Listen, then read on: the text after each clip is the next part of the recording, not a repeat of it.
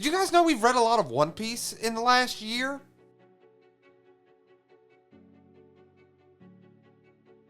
Which got me thinking. What if we read the first volume again? Let's talk about One Piece.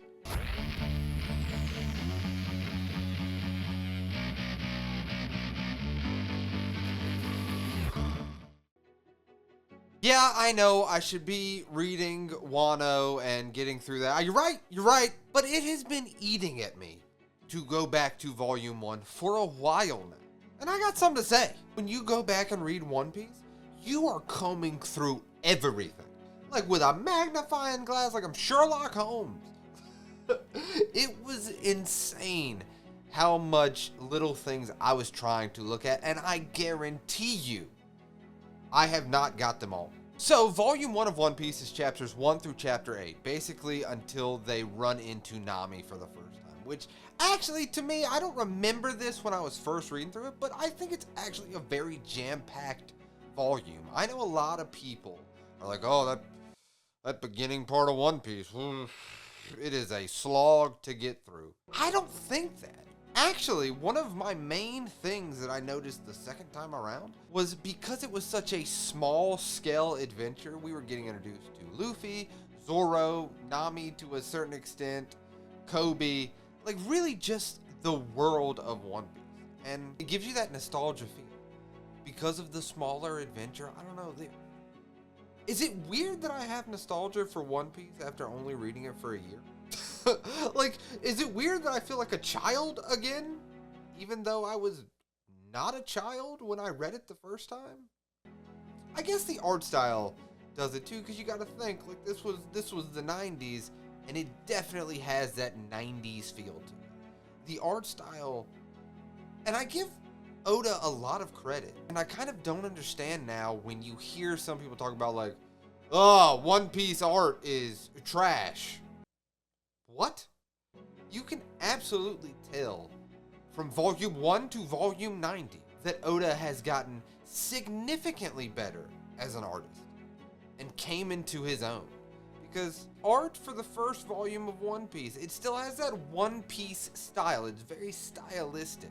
But comparatively to what we see later on, it looks like a 90s, early 2000s manga. Which is not a bad thing. It is not a bad thing at all, and I think that helps build its nostalgic feel. And like I said, with the smaller scale adventure that we go on with Luffy and Koby, it works.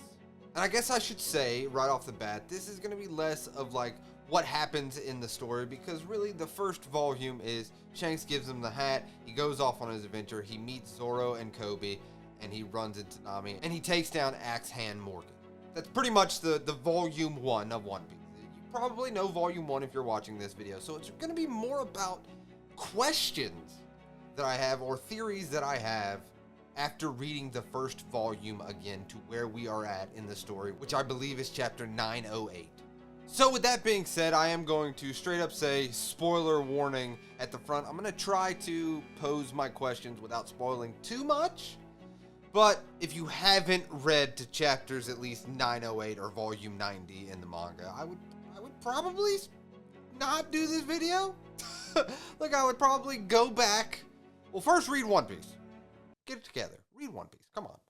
Second, I have a playlist on my channel from basically my beginning journeys of One Piece to now. So I would probably go check that out, then come back to this video. So let's start with chapter 1. Oh, here we go. My first thing. All right, so we are introduced to Shanks. He gives Luffy the straw hat, right? Shanks is one of the emperors. Is he one of the emperors at this point? No. He gets promoted to one of the emperors through the journey of One Piece. So not when he gives Luffy the straw hat. But does he know more about Luffy when he gives him the straw hat than is what is led to us to believe? Like, I don't have a lot of evidence to back this up, but you know, like I said, when you're going back and rereading something, you're starting to look at people different. You're starting to be like, does he know something? Because, and I don't know if it's the way Oda wrote it or now that I know the future of what they go through. Everything that Shanks talks to Luffy about and him not wanting to be a pirate, and he gives him his straw hat, is it just me, or does it come off that he knows more about Luffy than Luffy does, or we do, even at this point. Like, did he know what Luffy is capable of? Or am I projecting that? You know what I mean? Like, am I making that up in my head? And then I have an even bigger theory with Luffy. This is going to take some explaining, so bear with me. There is a panel where Luffy is getting held down, and Shanks calls him his friend. Which hits so much harder now that we know what he went through with Ace and Sabo before he even got there. Before we are introduced to him in Chapter 1, now that we know his history before Chapter 1. That's all he's ever wanted. He has only ever wanted friends, family. And here is the biggest part of this. Is that the reason he wants to be King of the Pirates? Hear me out. Hear me out. Because of his history. Maybe he is drawn to this King of the Pirates because he says this in the first chapter. So has he heard about Gold? And he wasn't even called Gold D. Roger in the first chapter. It was just Gold Rogers. Has he heard about this and the King of the Pirates? And the reason that he wants to be it is because he's never, in his mind, besides like Ace and Sabo when they were on the island, in his mind, he has always searched for a place to belong, a family. And being King of the Pirates gets to protect everyone. I know what you're saying. The King of the Pirates is all about power and this, but I don't think Luffy, if he becomes King of the Pirates, I don't think he would rule with an iron fist. There's no way this character would do that. And maybe his fascination with pirates and wanting his own pirate crew is to build a place where he belongs. And I think we really see that, especially in the first beginning parts of One Piece, because the thing about it is, he wanted to join Shanks' crew. And I think that makes it even more apparent that it's not about the power, it's not about the wealth and the treasure, it's about the adventure and the family and the belonging with being part of a pirate. So once all that stuff happens with Shanks and he realizes how dangerous it is and that he's not ready at that age, he says, I'll see you out there with my own crew. And that didn't click with me as hard as it does now, being way further into the series, having reread it. That Luffy, at the core of it, is a kid that just wants to belong. And that's the other thing that I praise Oda for and commend him. Is yes, okay, Luffy is not the same character as that small child that Shanks gave the straw hat to. But, and this is what's so incredible, you still see semblance of that young kid in Luffy today. Like, he's not as headstrong because he's like, he turned his back on Shanks and he was like, you're not even a real man, I'm gonna go find a real role model. He's not that brash young kid anymore, of course. He's been through a lot that has made him more mature and more wise. But it is hard for an author to keep the integrity of a character for 1,000+ chapters. And it really nails that point home. That we are watching and we are going on this adventure with this character and watching them grow. But still, that small child is easily saw in Luffy the same as in chapter 908 as in chapter 1. And that really got into my head, and I really did. Oda, you did it again. My man, you did it again. I would say the most jarring character, though, is Koby. Like, think about this, man. He is this scared little kid on Alvida's ship, which, by the way, Alvida gives big mom vibes 100%. Listen, I don't know Oda personally, but she was definitely the archetype that Big Mom was based off of. You cannot tell me otherwise. Like, look at these two images. Very Big Mom vibes. But he is a scared little kid on her ship, a little cabin boy, and he meets Luffy. And think about where he is now with Marineford, and now after the time skip, he has the color of observation hockey. He has grown, honestly, listen, come in closer. honestly, he probably has grown the most out of all the characters and has driven so far. Well, Helmeppo. Let's talk about Helmeppo. That he holds Koby hostage at one point, and he comes off as this villain, the son of Axe Morgan, and now they're like best buds. Now they're best friends. I'm gonna be honest, Oda, listen, if you want to write a side story of Koby and Helmeppo, I would read that. I would absolutely read that because their dynamic has changed so much from chapter 1 to now. I actually forgot Helmeppo even started off as the person that captured Zoro. Like, that totally went out of my brain. When I read, I was like, oh my god, yeah, this did happen. And the thing about Zoro, this dude was literally a demon in the first volume. Like, he was always a softie because let's not forget, he ate the dirt rice ball. He always had morals and a moral compass. He is always, and I will say this, I did a video on Zoro being the best character in One Piece. I will always say this, Zoro is the moral compass of the Straw Hats. And one of my favorite scenes is he's like, we're not playing pirates anymore. He is always the one that is focused on the mission. Now, I do hope, I'm going to be honest with you, I do hope, because this is brought up a lot in the first volume, that we delve deeper into his past and his dream of becoming the greatest swordsman the world has ever seen. I really do hope that Oda comes back to that because I don't feel like that is solved. Like, he trained with Mihawk and we haven't seen any of that yet. Again, he has been out, he was out of, the Whole Cake Island arc, so I'll give him credit. He hasn't been around lately. But when he comes back, Oda, please. Mihawk and Zoro, I want to see this. I want to see him become the greatest swordsman the world has ever seen. He deserves that payoff. But it cannot be overstated, like, this dude is a demon in this first volume. And when he pops up, when Luffy throws him his 3 swords, and he just lands in his pose, woo! You see why Zoro has been a fan favorite from the beginning. Like, he comes off as so cool. Even Luffy says that, he's like, that guy's so cool. And talking about all these characters, I will tell you one of a character trait that I always knew Zoro had, but really was even clear in the first time he is introduced, is Zoro's being held by Helmeppo, and he says, if I survive a month, he'll let me go. And he believes it because he was like, well, Helmeppo promised. And then it flashes to, like, Zoro's promise with Akuna and how she died, and he's like, you made a promise, you kept a promise. Promises mean something. Zoro is a man of his word, if nothing else. And that is another reason that even, again, when he's first introduced, and now that we have been on this adventure with this crew, you realize how much that means to him.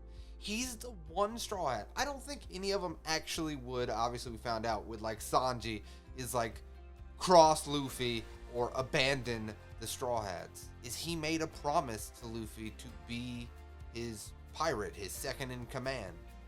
And promises mean something, so much so that he believed Helmeppo, who at the time should obviously not be believed. He was a bad dude. Oh, when Luffy finds out about it and punches Helmeppo in the face. Again,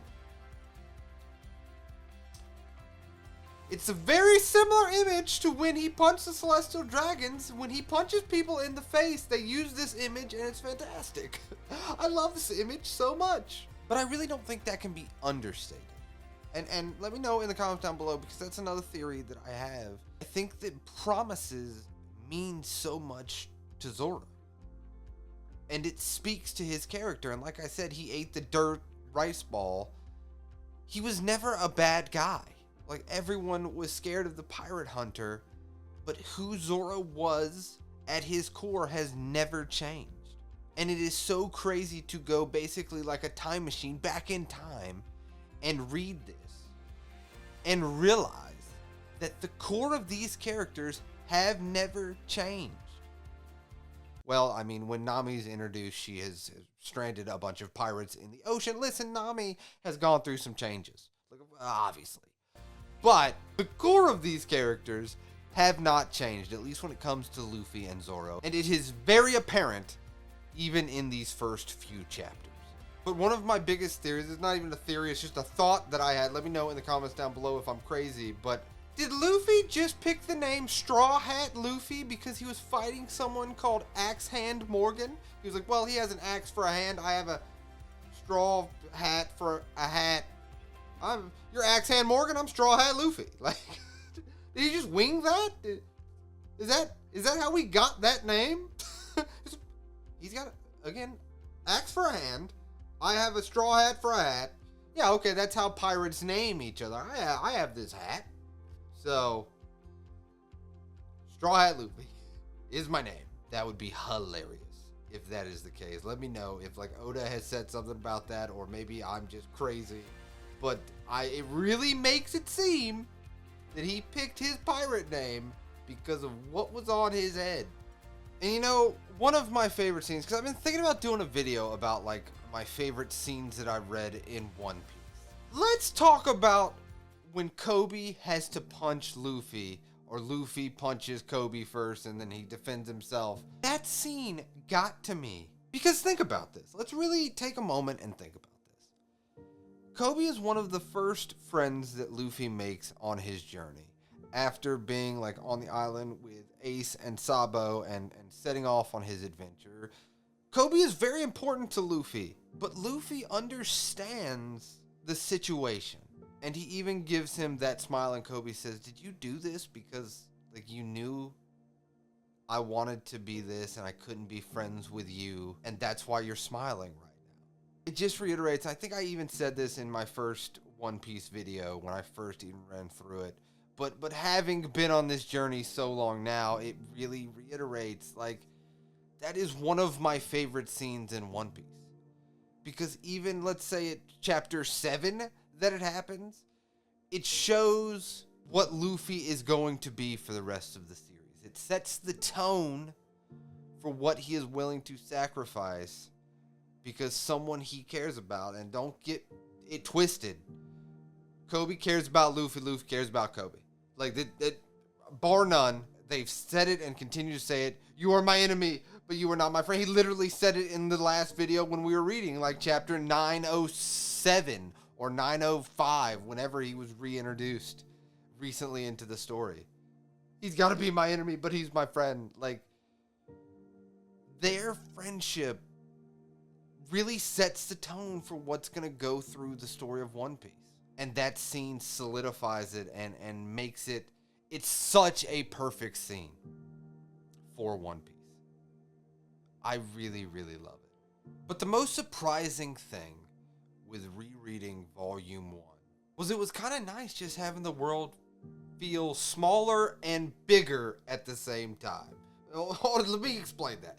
Is the sense of adventure is there, the sense of wonder, the sense of what are we about to get into? What journey are we about to embark on? And the world feels huge because at this point, anything, and as we know, so much stuff happens. And we learn so much about these characters. But it's small in the sense of we're really learning about who these characters are. Less about the adventures and the journey that they're going through, but the journey that they're about to go through. If I feel like that made sense.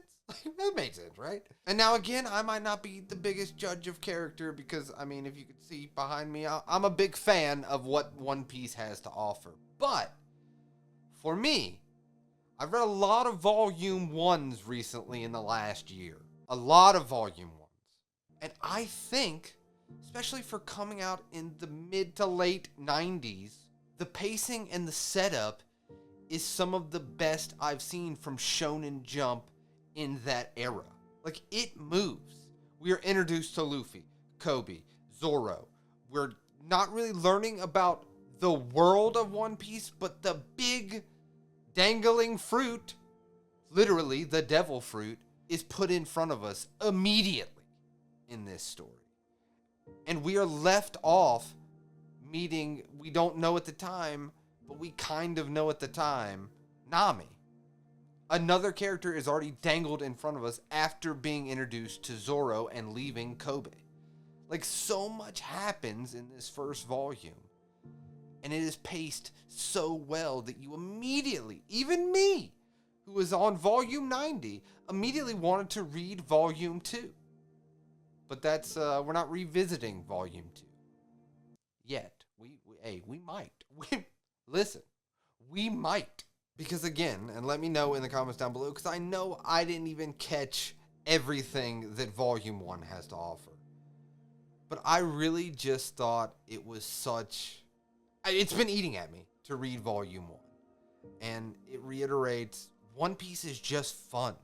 From chapter 1, it's just fun. It's just, you feel this sense of wonder and scope that I don't think a Shonen Jump manga has been able to recreate. Even though One Piece is still going on, I don't think a volume 1 of a Shonen Jump title has been able to recreate the sense of scope that One Piece from chapter 1 creates. Overall, it was just good to go back and see what felt like old friends and realize how much we have been through in 90 volumes with these characters. We have been through so much. Yeah, hopefully this was a fun video for you guys. It was a fun video for me because I got to reread volume 1 of, I don't know if you know this, probably my favorite series of manga. And we are still not even caught up to date. We still have so much more to go through. But yes, hopefully you enjoyed this video. As always, thank you so much for watching to the end, and thanks so much for enjoying watching my journey through One Piece. And let's talk in the comments down below, because I already know that you're like, oh dude, you missed this, you missed this. No, go back and look. Trust me, there's some other seeds. I know I didn't get everything, but it was just fun to go back to volume 1 of One Piece. As always, thank you so much for being just so cool. Hey, if you're having a bad day, I hope it gets better. If you're having a great day, I hope it gets fantastic. I really appreciate you guys wholeheartedly. I'll see you next time.